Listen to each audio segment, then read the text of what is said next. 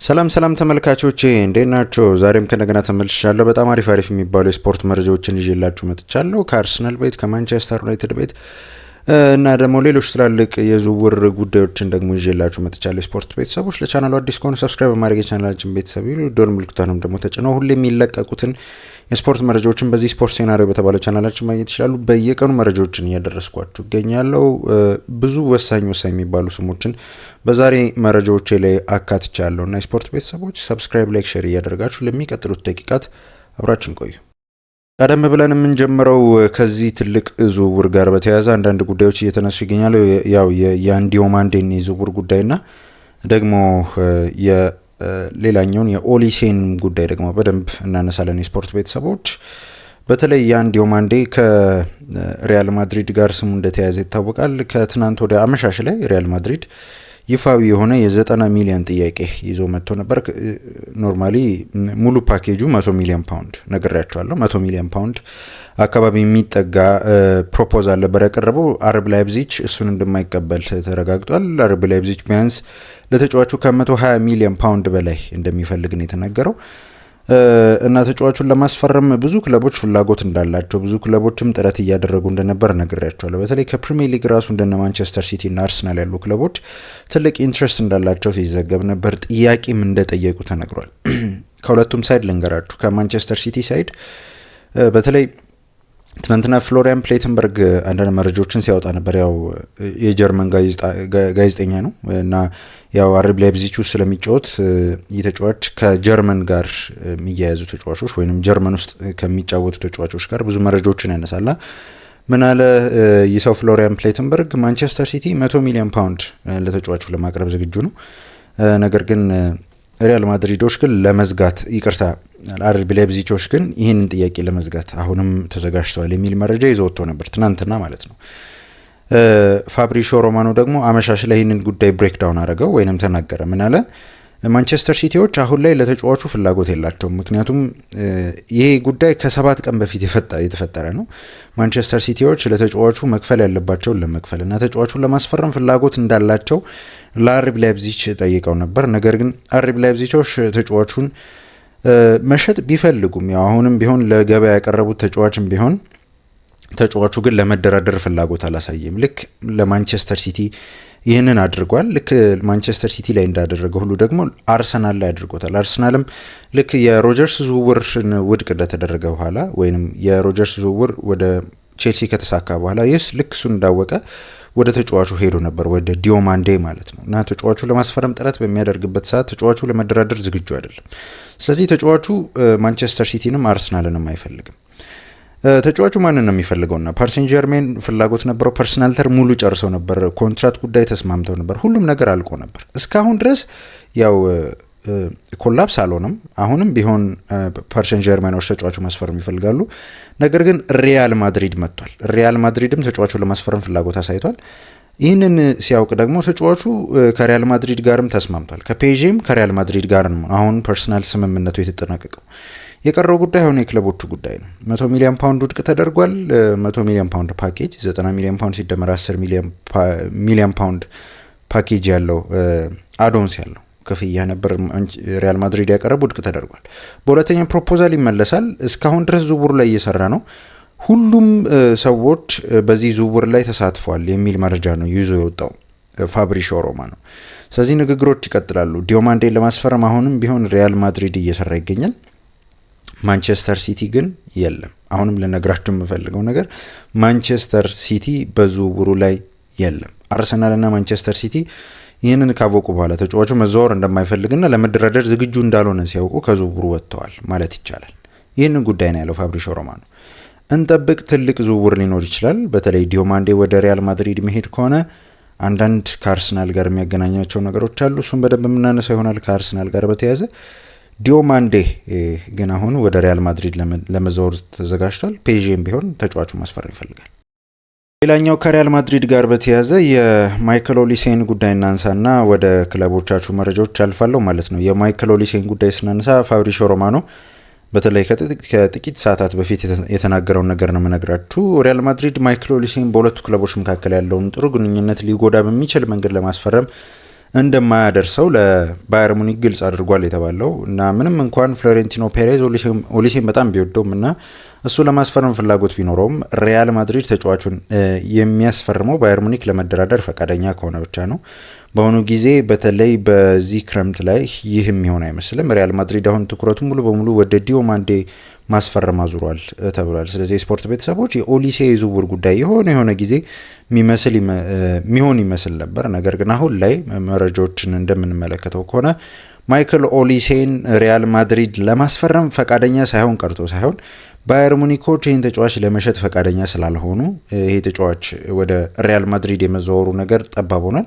ትናንትና ራሱ የክለቡ ዳይሬክተር ሲጠየቅ ነበር ኦሊሴን በጣም ነው የምንፈልገው፣ ኦሊሴን ለገበያ አናቀርበውም፣ ኦሊሴን በክለባችን ማቆየት እንፈልጋለን፣ ረጅም ጊዜ ኮንትራት አለው፣ ተጫዋቹን በክለባችን አቆይተን በተለይ ትላልቅ ዋንጫዎችን እንዲያመጣ ማድረግ እንችላለን፣ ምርጥም ተጫዋች ነው፣ የምንወደውም ተጫዋች ነው ሲል ነበር። ስለዚህ በባየር ሙኒክ ይቆያል የሚል ሀሳብ ነበር። ያው ሙሉ በሙሉ የተረጋገጠ ነገር የለም። ምናልባት የሆነ ሰዓት ሊመለሱ ይችላሉ፣ ግን ያው ሪስፔክት ያደርጋሉ ሪያል ማድሪዶች የባየር ሙኒክን ሰዎች። ባየር ሙኒኮች በቃ እሺ እንደራደር በዚህ ካላሉ በስተቀር ሪያል ማድሪድ ወደ ቴብሉ አይመለስም ነው የተባለው። ፕሌቲ ጎል በቅርብ ሰዓታት ምን አለ? ኦሊሴ በባየር ሙኒክ ይቆያል፣ ምንም አይነት ጥያቄ አልቀረበም፣ ምንም አይነት ድርድር የለም፣ ከሪያል ማድሪድ ጋር ምንም ነገር የለም። ሪያል ማድሪድ አሁን ሙሉ በሙሉ ትኩረቱን ያደረገው ቢሆን በያን ዲዮማንዴ ዝውውር ላይ ነው ብለው ነው የተናገረው። ስለዚህ ስፖርት ቤተሰቦች ያን ዲዮማንዴ ዝውውሩ አትላስት ሄዶ የሚጠናቀቅ ይመስለን፣ ግን ፓሪስ ጀርሜንም አለ እንዳትረሱ። ፐርሰናል ተርም ከሁለቱም ጋር ጨርሷል። የትኛውን ክለብ እንደሚያስቀድም እስካሁን ድረስ ግልጽ አይደለም። ሪያል ማድሪድ ቢመጣ ግን የስፖርት ቤተሰቦች ያን ዲዮማንዴን ለማስፈረም ሪያል ማድሪድ እየሄደ ይገኛል። የኦሊሴን ዝውውር ትቶታል ማለት እንችላል። ያው ሙሉ በሙሉ ትቶታል ሳይሆን ከዝውውሩ ወጥቷል ማለት ባይቻል ግን አሁን ለጊዜው በዲዮማንዴ ዝውውር ላይ እየሰራ ነው። ዲዮማንዴን አስፈረመ ማለት ደግሞ አጠብቆ ኦሊሴ ወደ ሪያል ማድሪድ በዚህ ክረምት የዝውውር መስኮት የሚሆን አይመስልም። ምናልባት ኔክስት ወይንም ሌሎች ጊዜያቶች ላይ ተጫዋቹን ለማስፈረም እየሰራ አይደለም ሪያል ማድሪድ። ተጫዋቹ በባየር ሙኒክ ይቆያል የሚሉ መረጃዎች እየተበራከቱ ይገኛሉ። ኦሊሴ በባየር ሙኒክ ይቆያል። እሺ ሌሎች ጉዳዮችን እያነሳን እንቆያለን ከዚህ በኋላ ማለት ነው። ከማንቸስተር ዩናይትድ ጋር አንዳንድ መረጃዎች እናነሳለን። ከዛ ከአርሰናል ጋር በተያያዘም ብዙ ጉዳዮች እያነሳን እንቆያለን። የስፖርት ቤተሰቦች በተለይ ማንቸስተር ዩናይትዶች በዚህ በክረምት የዝውውር መስኮት የመሃል ክፍል ተጫዋች አሁን ሶስተኛ ሊጨምሩ እንደሆነ ተነጋግረናል። በየቀኑ ነው ይህንን መረጃ እያነሳው ምንቀጥለው ማለት ነው። ማንቸስተር ዩናይትዶች አንድ መሃል ያስፈርማሉ ይህን ክረምት። የትኛውን መሃል ያስፈርማሉ ግን ትልቅ ጥያቄ ነው። እሱ ትልቅ ጉዳይ ነው። ለዛም ነው ይሄ ክረምት የዝውውር መስኮት አሁን ክፍት ነው። በማንቸስተር ዩናይትድ በኩል ብዙ ጉዳዮች እየተነሱ ይገኛሉ። በተለይ ዳኒሎን ጉዳይ እናነሳ። ማንቸስተር ዩናይትዶች ዳኒሎን ለማስፈረም ፍላጎት አላቸው ወይ የሚሉትን ጉዳዮች በጣም ትልቅ ጥያቄ ሆኖ ነበር። ፋብሪሺዮ ሮማኖ ከትንሽ ሰዓታት በፊት የተናገረውን ነገር ነው የምነግራችሁ። ዩናይትድ የዳኒሎን ዝውውር ውድቅ አድርጓል። ዳኒሎ ለማንቸስተር ዩናይትድ እንዲፈርም በወኪሎቹ አማካኝነት የቀረበ ቢሆንም ዩናይትድ ዝውውሩን ውድቅ ማድረጉ ተዘግቧል።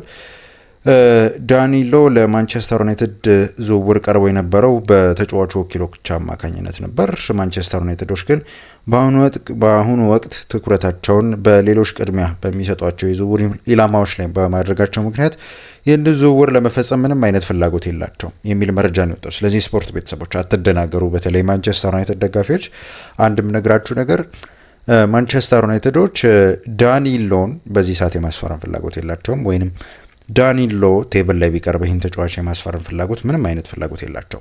ሰሞኑን ሌላም ተጫዋች ልክ እንደዚህ ቀርቦላቸዋል። እኔ ያው አንድ አይነት ተጫዋቾች ናቸው ማለት ይከብደኛል። ባሌባ አይደለም የባሌባ ጥያቄ የማንቸስተር ጥያቄ አይደለም፣ የወኪሎቹ ጥያቄ ነው። አሁን ላይ ማንቸስተር ዩናይትዶች ትልቅ ጥያቄ ያላቸው በባሌባ የዝውውር ጉዳይ ላይ ወደ ባሌባ የዝውውር ጉዳይ ገፋ ብለው እንዳይሄዱ ያደረጋቸው አንድ ነገር የተጫዋቹ የፐርፎርማንስ ጉዳይ ነው። ላስት ይር እንዳለው ፐርፎርማንስ አሁንም የፐርፎርማንስ አለ ብለው አያምኑም። ወኪሎቹ ግን ያምናሉ። ወኪሎቹ በተለይ የተጫዋች ከጉዳቱ ካገገመ በኋላ ከሆነ ጊዜ በኋላ ወደ አቋም ይመለሳል፣ ለዛ ተጫዋቹን ግዙት አይነት ጥያቄ ነው ለማንቸስተር ዩናይትድ ያቀረቡት። ማንቸስተር ዩናይትዶች ግን ይህንን ተመልክተው እስካሁን ድረስ መልስ አልሰጡም። ፍላጎት የላቸውም አይደለም፣ ስቲል ፍላጎት እንዳላቸው እንደሌላቸው መረጃዎች አልወጡም፣ ግን መልስ አልሰጡም። ይሄ ነው ጉዳዩ። የባሌባ ዝውውር ላይ እስካሁን ድረስ እየሰሩ አይደለም፣ ግን ብዙ ሚድፊልዶችን እየተመለከቱ ነው። ዳኒሎ፣ ስኮትም ባይዘው ገበያው ላይ ያለ ሚድፊልድ ነው። ግን አሁን ላይ ፊዚካል ያለው በተለይ ለፕሪሚየር ሊግ የሚሆን አይነት ብለው የሚያስቡትን ሚድፊልድ ለማስፈረም ነው እየሰሩ የሚገኙ። ያው ስኮትም በፕሪሚየር ሊግ የተጫወተ ተጫዋች ነው። እኔ ስኮት ከሌሎች ሚድፊልዶች የተለየ ሚድፊልድ አድርጌ ነው የምመለከተው። ምክንያቱም አሁን ማንቸስተር ዩናይትዶች ፈለጓቸው የተባሉት እንደነ ማኑ ኮኔ ያሉ ሚድፊልዶችና ወይንም ቹዋሚኒ፣ እነዚህ ተጫዋቾችን ስትመለከቷቸው ከኳስ ጋር ምርጥ ናቸው።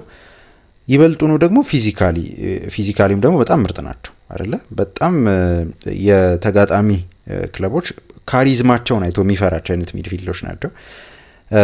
በጣም ጥሩ ሚድፊልዶች ናቸው። ስኮት ደግሞ ያው አይከላከልም ወይ ኳስ አይቀማም እያልኳቸው አይደለም፣ ግን ይበልጡኑ ከኳስ ጋር ጥሩ የሆነ ሚድፊልድ ነው። ስለዚህ የስፖርት ቤተሰቦች የስኮትንም ጉዳይ እንደዚህ ጋር አታድርጉት። ማንቸስተር ዩናይትዶች ከፈላጊዎቹ መካከል አንዱ ነው እና ወደ ዝውውሩ ገፋ ብለው ከሄዱ እንመልከት። የዳኒሎ የዝውውር ጉዳይ ግን ይሄ ነው። ጥያቄው የቀረበው ከማንቸስተር ዩናይትድ ሳይሆን ከዳኒሎ ወኪሎች ነው። ማንቸስተር ዩናይትድ ግን ይህን ተጫዋች ማስፈረም አይፈልግም። እዛው በብራዚል የመቆየት እድል አለው። ምናልባት ከወጣ ግን ወደ ማንቸስተር ዩናይትድ የመዘወር እድሉ በጣም ጠባብ ስለመሆኑ ነው ፋብሪሾ ሮማኖ እያደረሰ የሚገኘው ማለት ነው። የተጫዋቹን ብቃት ካያችሁት ከዚህ በፊት በተለይ የፕሪሚየር ሊግ ሪካርድ አለ የተጫዋች ምናልባት ከአንድ ዓመት በፊት አይደል በኖቲንጋም ፎረስት ሲጫወት እናውቀዋለን። ተጫዋቹ እውነት ለመናገር በዲፌንሲቭ ሚድ ቦታ ላይ መጫወት የሚችል ተጫዋች ነው። ይበልጡኑ ግን 8 ቁጥር ቦታ ላይ ነው በፕሪሚየር ሊግ ያየ ነው በኖቲንጋም ፎረስት ማለት ነው። አሁን ወደ ብራዚል ተመልሶ በብራዚል ሊግ ነው እየተጫወተ የሚገኘው። በብራዚል ብሔራዊ ቡድንም ደግሞ ተጠርቶ ተጫውቶ ተመልክተነዋል። አንዳንድ ጨዋታዎች ላይ ተቀይሮ ሲገባ ተመልክተነዋል። ጥሩ ተጫዋች ነው ለመናገር መጥፎ ተጫዋች አይደለም። ግን ማንቸስተር ዩናይትድ በዚህ ሰዓት ለዚህ ተጫዋች ኢንትረስት የለው።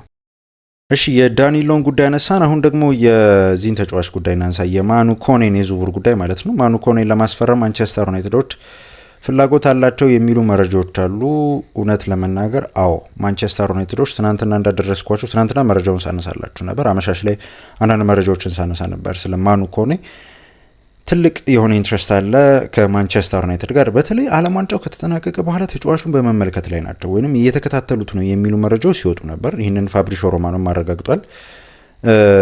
እና ደግሞ ማንቸስተር ዩናይትዶች አሁን ፍላጎት አንድ ክለብ ፍላጎት ሲኖረውና ሳይኖረው ይታወቃል። በተለይ አሁን ቀደም ብዬ ያነሳውላቸው የዳኒሎ የዝውውር ጉዳይ ላይ ፍላጎቱ የተነሳው ከወኪሎቹ ነው።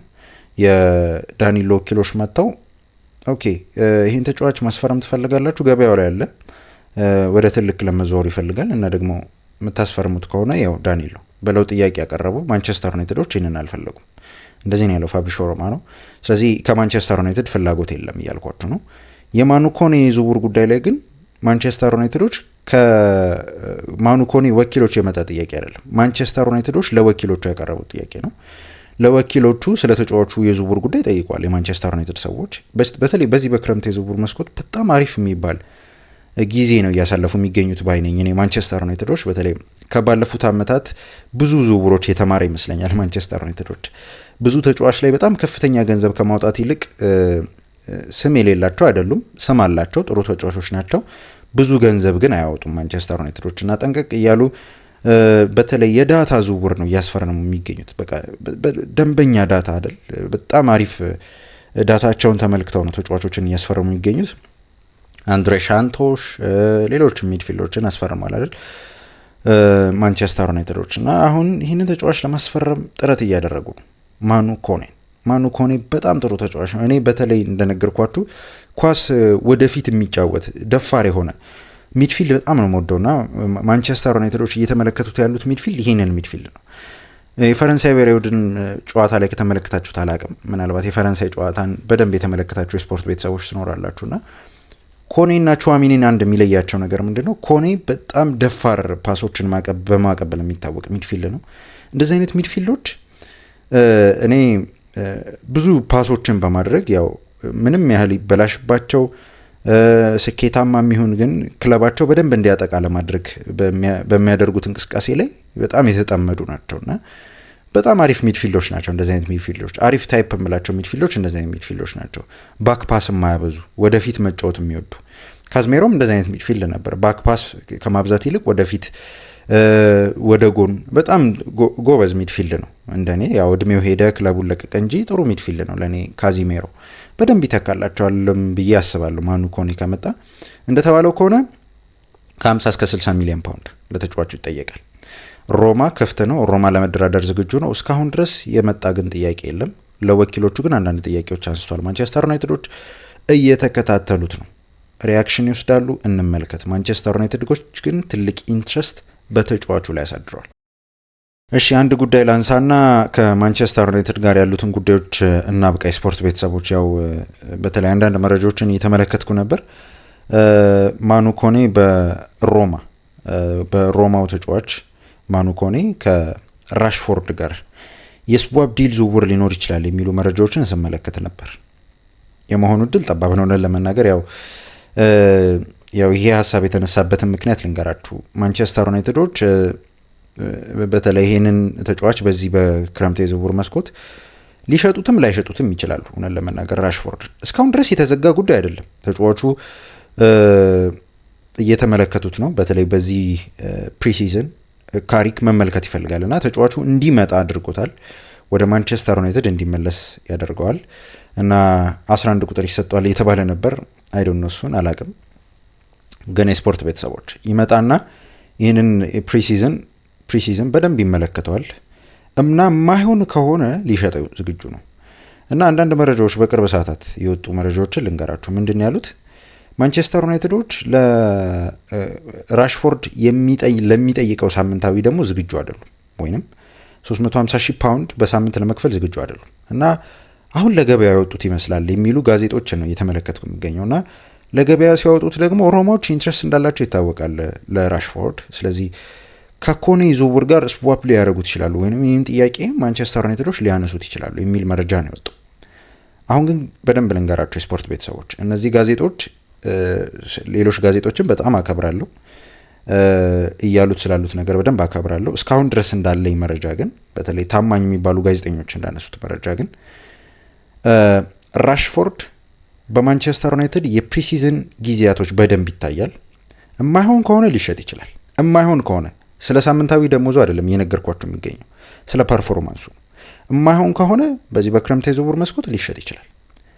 የሚሆን ከሆነና ማንቸስተር ዩናይትዶች ለኔክስት ይር አሪፍ የሚሆን ተጫዋች ነው ብለው የሚያስቡ ከሆነ በክለቡ ለማቆየት ዝግጁ ናቸው የስፖርት ቤተሰቦች። በክለቡ አቆይተው ኔክስት ይር በማንቸስተር ዩናይትድ ልንመለከተው እንችላለን ማርከስ ራሽፎርድ።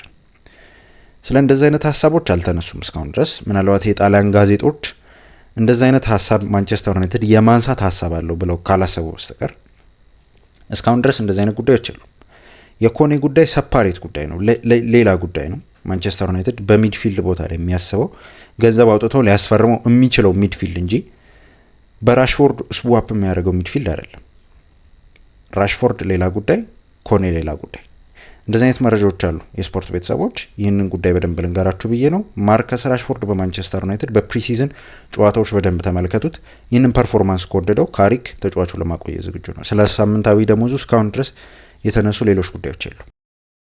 እሺ ከማንቸስተር ዩናይትድ ጋር በተያያዘ ብዙ ጉዳዮችን አነሳን። አሁን ደግሞ ወደ አርሰናል የዝውውር ጉዳይ እንምጣና ከአርሰናል ጋር አንዳንድ ጉዳዮችን ለማንሳት እንሞክር የስፖርት ቤተሰቦች። እሺ ብዙ ጉዳዮችን እናነሳለን። የብሩኖ ጊማራሽ የዝውውር ጉዳይ አንዱ ነው። የቬኒሺየስ ጉዳይ አንዱ ነው። ምን አዳዲስ ጉዳዮች አሉ? የቬኒሺየስ ጉዳይ ምንድን ነው? በደንብ ጉዳዮችን ለማንሳት እንሞክራለን የስፖርት ቤተሰቦች። እነዚህን ሁለት ጉዳዮች ነው እያነሳ የምንቆየው። ከዛ በፊት ግን ያው ለቻናሉ አዲስ ከሆናችሁ ሰብስክራይብ እያደረጋችሁ የቻናላችን ቤተሰቡ ነው።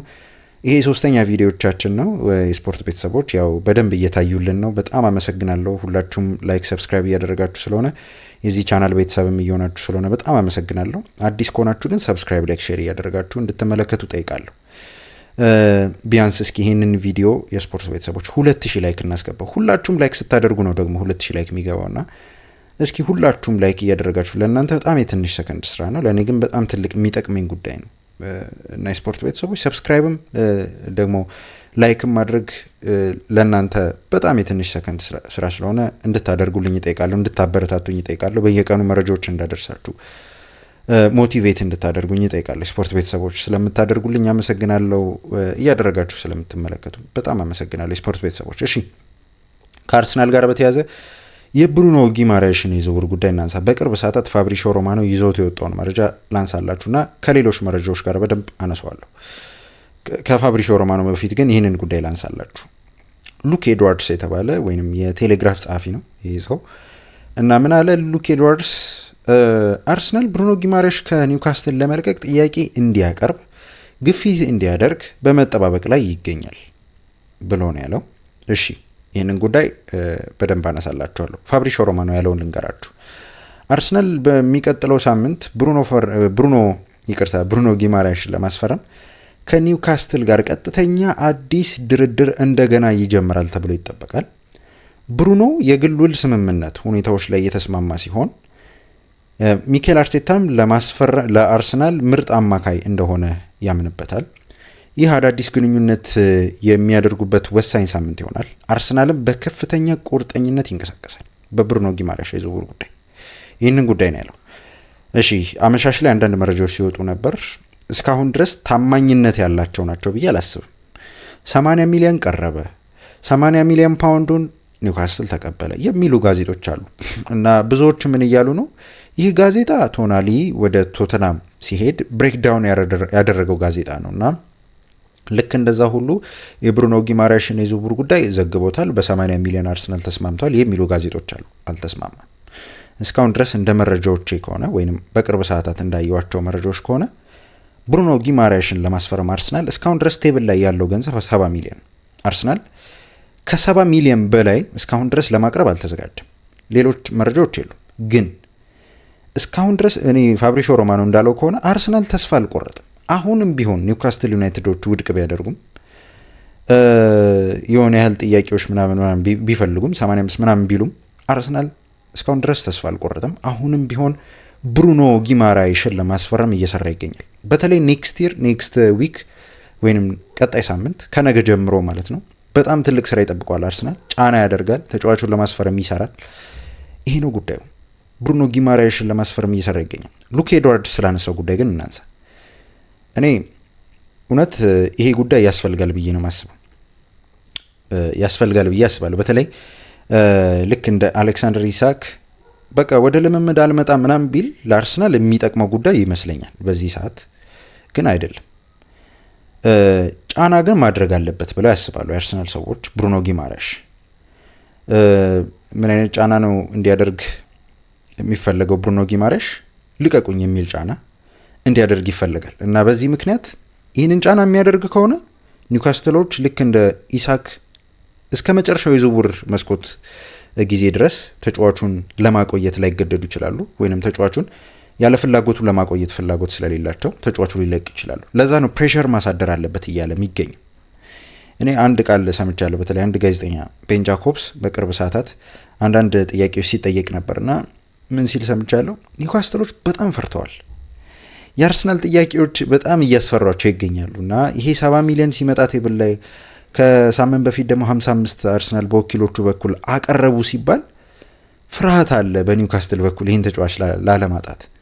በቃ ተጫዋቹ መሸጥ አይፈልጉም። ይሄ ነው ግልጽ ጉዳያቸው። ግን ተጫዋቹ በቃ እንደ ኢሳክ ምናምን ፕሬሸር እንዳያደርግ የአርሰናል ጥያቄ ደግሞ በጣም እያስፈራቸው ይገኛሉ እና ይሄ ነው ጉዳዩ ሲል ነበረ ቤን ጃኮብስ። እንደምንረዳው ከሆነ ኒውካስትል ዩናይትዶች ተጫዋቹን መሸጥ ባይፈልጉም ተጫዋቹ ግን ወደ አርሰናል መሄድ ይፈልጋል። ምክንያቱም የመጨረሻዎቹ የእግር ኳስ ጊዜያቶቹ ናቸው ማለት ይከብደኛል እውነት ለመናገር። 29 ዓመቱ ላይ ነው። 29 ዓመት እስከ 34 ዓመታቸው ከዛም በላይ እነ ክርስቲያኖ ሮናልዶ ያሉ ተጫዋቾች ደግሞ ከ35 ዓመት በላይ እድሜ የሆኗቸው ትላልቅ ክለቦች ሲፈልጓቸው ተመልክተናል። እና የስፖርት ቤተሰቦች እድሜው አብቅቷል ማለት አይደለም፣ ግን ትልቅ ተጫዋች ነው። ብሩኖ ጊማራይሽ ቢመጣ እስከ 33ም 34 ዓመቱን በደንብ የሚጫወት ሚድፊልድ ነው ብዬ አስባለሁ። በጣም ጥሩ ሚድፊልድም ነው ብዬ አስባለሁ። ከዴክላን ራይስ ጋርም ደግሞ በደንብ መጣመር የሚችል ሚድፊልድ ነው ተብሎ ይታሰባል። ሚኬል አርቴታም ይህንን ተመልክቷል። ብሩኖ ጊማራይሽ ላይ በተለይ ተጫዋቹ ማስፈረም ይፈልጋል፣ ፕሬሸር ማሳደር ይፈልጋል ወደ ኒውካስትል ዩናይትድ። በዛውም ልክ ግን አርሰናሎች ይጠብቃሉ ፕሬሸር እንዲያሳድር፣ ኒውካስትል ላይ ፕሬሸር እንዲያሳድር፣ በቃ ልቀቁኝ አይነት ጥያቄ ደጋግመው እንዲያቀርቡ ይፈልጋሉ። እንጠብቅ። ብሩኖ ጊማራይሽን ለማስፈረም ኔክስት ዊክ ትልቅ ስራ ይጠብቋል። ትልቅ ድርድሮች ይኖራሉ። አርሰናሎች በደንብ ፑሽ ያደርጋሉ፣ ወደ ዝውውሩ አታክ ያደርጋሉ ዲሉን። እንጠብቅ አዳዲስ ጉዳዮች ካሉ። እሺ ሌሎች ጉዳዮችን እናንሳ። የስፖርት ቤተሰቦች በተለይ ከቪኒሺዩስ ጁኒዮር ጋር በተያያዘ ምን የተነሳ ጉዳይ አለ? ጉዳዩ ምንድን ነው? የስፔን ጋዜጦች ምን ሲሉ ዋሉ? ምን ሲሉ አመሹ? ምን ሲሉ አደሩ? የሚሉትን ጉዳዮች በደንብ ለማንሳት እንሞክር። ያው ትናንትና እንደነገርኳችሁ ነው አርሰናል ቪኒ ጁኒዮርን የማስፈረም ፍላጎት አለው። ያው እስካሁን ድረስ እኔ በተለይ ፋብሪሾ ሮማኖ አለማንሳቱ በጣም ገርሞኛል።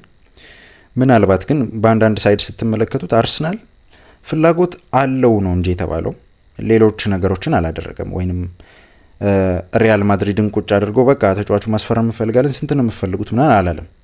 አርሰናል ስለ ሁኔታው ግን ጠይቋል። ሁኔታውን ጠይቆ ዌይንስቴን እንዳለው መንገዱን አልዘጋም ሪያል ማድሪድ፣ ወይንም ይሄ ተጫዋች አይሸጥም አላለም። ወይንም በቃ ቪኒ የሚሸጥ ማይነካ ተጫዋች ነው ምናምን አላለም።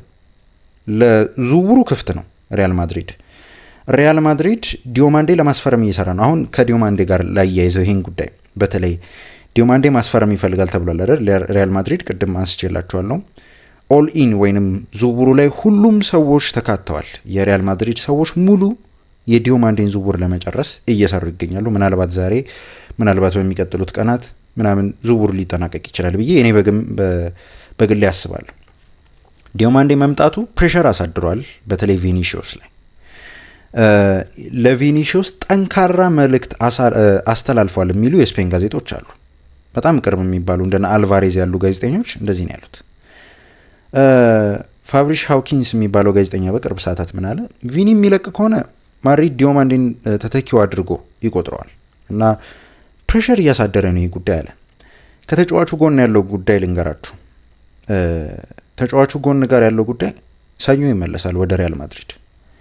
ሰኞ ወደ ሪያል ማድሪድ ሲመለስ ትልቅ ስብሰባ አለ በሪያል ማድሪድ እና በተጫዋቹ ወኪሎች፣ ከተጫዋቹም ጋር በተያያዘ ተጫዋቹም ኢንቮልቭ የሚያደርግበት ውይይት እና በዚህ ውይይት ላይ እስካሁን ድረስ ከስምምነት አልደረሱ። ሪያል ማድሪድ እና ቪኒ በሳምንታዊ ደሞዝ ጉዳይ ከስምምነት አልደረሱ እና እኔ በተለይ ቅርብ የሚባሉ የስፔን ጋዜጦችን ነው በእንደዚህ አይነት ጉዳዮች ላይ የማምነው እና ምን አሉ የስፔን ጋዜጦች ምን ይላሉ?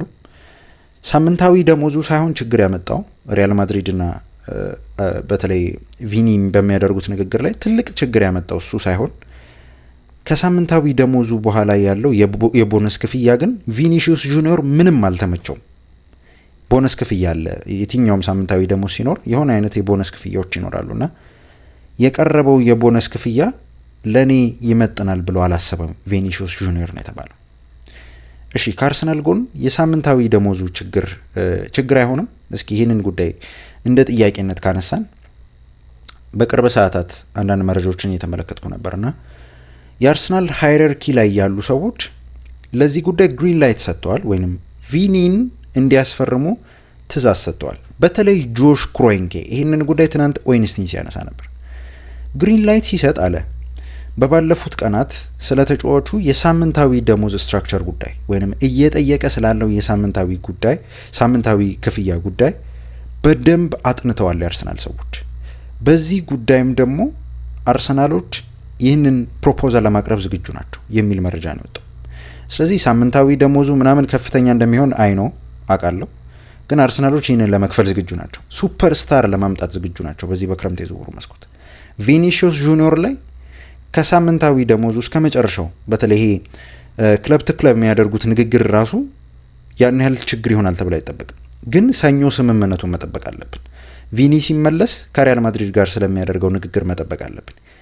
አንድ ሰው ግን አለ በዚህ ዝውውር ላይ ተጫዋቹ እንዲቀር ለማድረግ እየሰራ የሚገኝ፣ እሱም ጆዜ ሞሪኒዮ የትኛውም ሱፐርስታር ከክለባቸው እንዲለቅ አይፈልጉም። በተለይ ቪኒሺዮስ ጁኒዮርን እንዲለቅ አይፈልጉም እና ይህንን ስራ ሊሰሩ ይችላሉ። ከሞሪኒዮ ቦታ ሆናችሁ ስትመለከቱት ቪኒን ማጣት በጣም ከባድ ሊሆን ይችላል። አዲስ ፕሮጀክትን የያዘው ሪያል ማድሪድን ምናምን። ስለዚህ በዛ ቦታ ላይ ቪኒንም አቆይቶ ዲዮማንዴንም አምጥቶ ኤምባፔም ኖሮ ቲሙን መስራት ነው የሚፈልገው። ግን ተጫዋቹ እስካሁን ከስምምነት አልደረሰም። አርሰናል በቅርበት ሆኖ እየተከታተለ ነው። አርሰናል ይህንን ተጫዋች ለማግኘት እየሰራ ነው። እንደ መረጃዎች ከሆኑ ሪያል ማድሪዶች ይህንን ተጫዋች የሚያጡት ከሆነ ወይንም ደግሞ ሰኞ ስምምነት ላይ መድረስ ካልቻሉ ለተጫዋቹ ከ100 እስከ 140 ሚሊዮን ፓውንድ ነው የተባለው። የቅርብ የሚባሉ የስፔን ጋዜጦች ነው ያሉት ይህንን። ከዛ በኋላ የምናውቃቸው አንዳንድ ነገሮች ይኖራሉ ብዬ አስባለሁ። 140 ሚሊዮን ፓውንድ በጣም ጥሩ ገንዘብ ነው ብዬ አስባለሁ። ያው ስለ ተጫዋቹ ሳይሆን ካለው ኮንትራት አንጻር ለሪያል ማድሪድም አዋጭ ገንዘብ ይመስለኛል። 140 ሚሊዮን ፓውንድ 11 ወር ኮንትራት ነው የቀረው።